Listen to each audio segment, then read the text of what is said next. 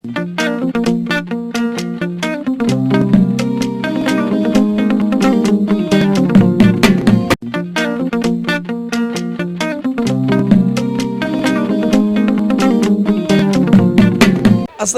mbokki lamb asalaamaaleykum mbokki amateurs yi di nuyu tamit ñi nga xamante ñuy safoo di bëggee Elmo TV chaque jour nga xam ne ñu seetaan Elmo TV maa ngi leen nuyu di leen wax tamit maa leen jaajëfal saa su ne tey ñu ngi fii ak yéen ak beneen émission waaw kooru mbër fii si Elmo TV rek lay amee. kullu si bëre way wi yaa ko moomee waaw naan yu bëree bëri may teel a kenn di daanaa nekk si buy rek ñu doon gën a wax waaw xale lamb boo xamante ne box lamb lamb di ko bàyyi xel mooy buy mooy buy jàppale mu dëgër ko yenn sant tey bu ñëw seet si waa Elmo TV ak lan seen kóoru mbokk yi da koy sax amoon ni seen internet Elmo TV incha allah rabbi lépp ak jàll lamb yaa xam lamb ngay dund du ko am si Elmo TV yaa xam nga showbiz musique ñu am si Elmo TV ak seen kóoru incha allah rabbi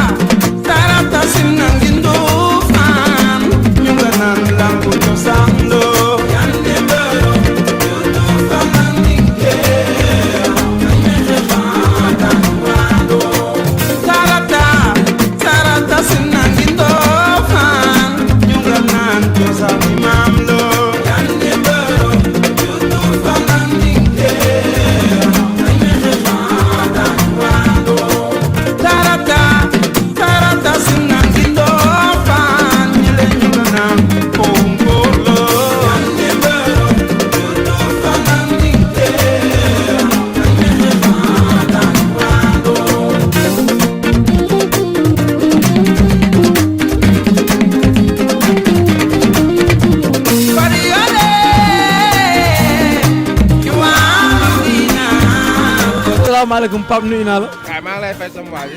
wax tey naka koor gi nag. waaw koor gi sant yàlla rek comme ñu ngi ndogu nii ci ci jàmm quoi. waaw ñu ngi leen di sant di leen gërëm. waaw vraiment li yombul woote nit wuyu si la yombul quoi. bañ leen wooyee yéen tamit xam nga yàqoo leen si dara di ngeen bàyyi seen lépp daal di ñëw wuyu si ñu quoi vraiment ñu leen di sant di leen gërëm te di leen wax ne yéen ci kër gi ngeen bokk. waaw ci kër gi ngeen bokk yéen moom ñun ak yéen ñoo fa waaw ñu ngi leen wax kooru mbër ni muy demee mbaa mbër mu ngi woor. mbër waaw mbër day woor. mbër day woor guddi gi lay nekk ci ay séance am benn séance lay def su paree après dallu récupéré ba heure ndogu jot mu toog ndogu comme tey moo xewle moo tax ndogoogul sax gis nga ko ganam yi lay toppatoo di leen lijjanteeg yooyu noonu moo tax gis nga ko ndogoogul sax loolu moo tax quoi. ñu gis ne tey ay mbëri ndaw rek ñoo ñëw ànd ak mbër topp si ko ana gars yi.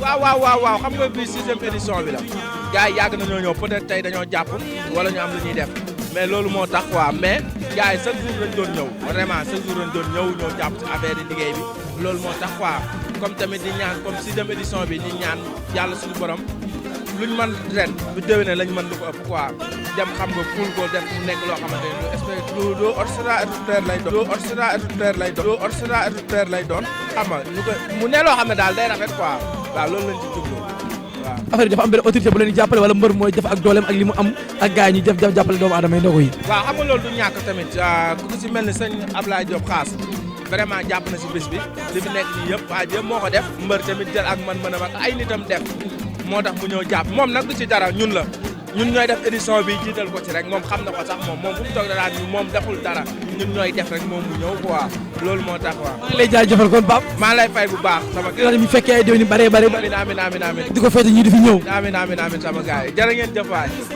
cadre yi rafet na neex na trop Cheikh Tour xam naa ne xuus ak mbër mi ak guy gi ñu waxtaan tuuti si cadre lamb ak kooru mbër fii si Elmo TV rek lay xewee aca gars yi cey Modou sama cameraman.